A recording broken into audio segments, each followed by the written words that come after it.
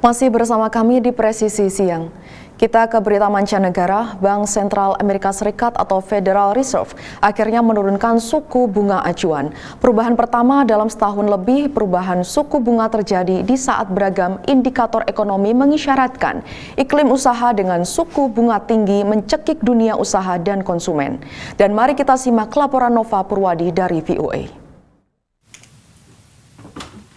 Pertemuan Bank Sentral Amerika Serikat atau Federal Reserve berakhir dengan penurunan suku bunga acuan lebih besar dari perkiraan sebagian analis, yaitu sebesar 0,5% alias 50 basis poin.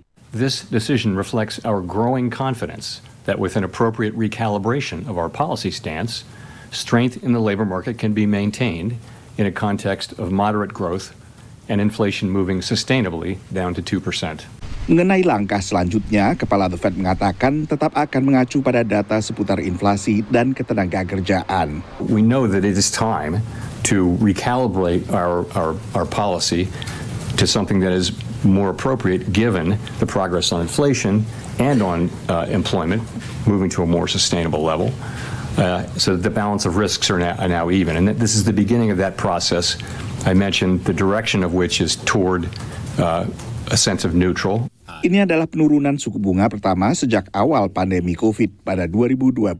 Sejak 2022 hingga 2023, suku bunga dinaikkan 11 kali dalam upaya meredam laju inflasi yang meroket bersamaan dengan pembukaan kembali perekonomian. Essentially, what the Fed is doing is making borrowing cheaper, and that would, if the world works as it usually does, make it easier for businesses to borrow, to invest, expand. So it should have a beneficial impact on the job market.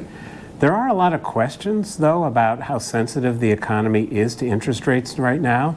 The Fed raised interest rates a lot, over 5 percentage points, in a very short period of time, and the economy didn't respond quite as much as one might have expected based on historical precedent. Tak hanya dunia usaha, konsumen secara umum juga ikut terdampak. A lot of consumers, unfortunately, are faced with using their credit cards to finance their household spend with this increased inflation, and so you've got this really high acceleration of credit card balances. Delinquencies are up.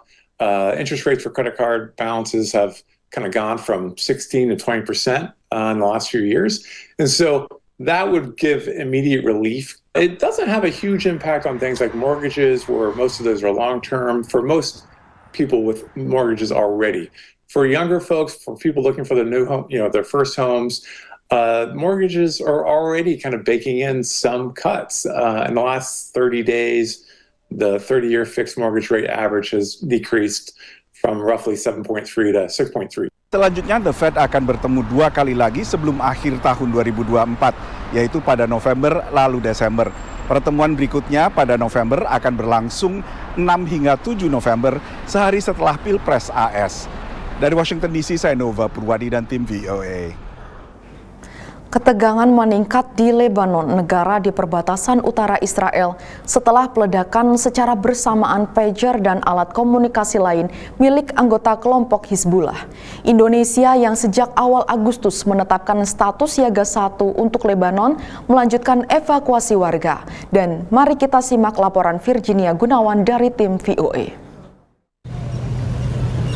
Pakar intelijen mengatakan perlu perencanaan matang untuk melancarkan serangan yang meledakkan pager milik anggota Hizbullah di Lebanon.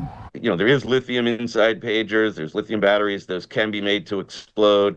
But again, to have them all explode simultaneously or nearly simultaneously like that is going to require something more than coincidence.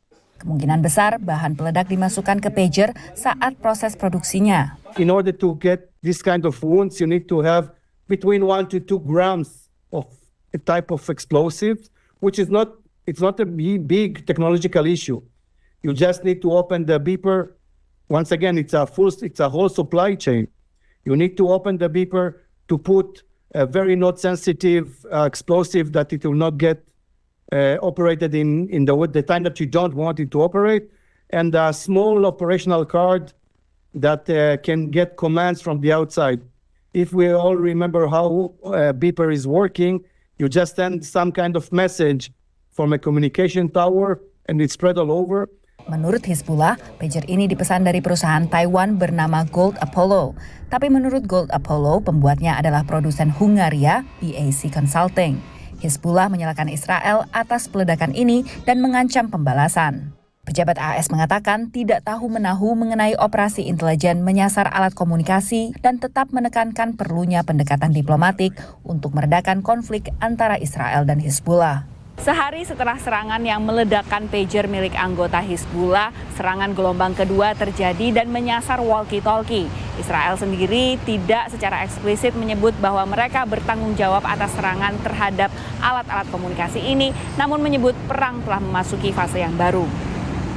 Indonesia termasuk negara yang ikut mengevakuasi warganya dari Lebanon mengantisipasi eskalasi pertempuran. Di luar dari unsur KBRI dan juga di luar dari TNI kita yang ada di selatan, di perbatasan, itu total catatan kami masih ada 147 WNI yang berada di Lebanon. Nah, mungkin ini juga jadi satu perhatian kita sejak 4 Agustus 2024, karena kondisi keamanan yang tidak membaik, pemerintah Indonesia sudah menetapkan status siaga 1 di Lebanon dan kita mulai berangsur mengevakuasi para warga. Saat ini sudah 25 warga negara Indonesia yang kita pulangkan ke tanah air. Saat ini juga kita sedang menyiapkan evakuasi berikutnya. Menurut pemerintahan Israel, fokus perang memang ditujukan ke utara yang berbatasan dengan Lebanon guna memungkinkan pemulangan sekitar 60.000 warganya yang telah diungsikan ke wilayah lain sejak meletusnya perang Israel-Hamas. Dari Washington DC, Virginia Gunawan, Eva Masrieva, Yuni Salim, dan tim VOA. Polres Sika melakukan aksi sosial dengan mendistribusikan 20.000 liter air bersih kepada warga yang terdampak kekeringan. Informasinya akan hadir usai jeda berikut ini.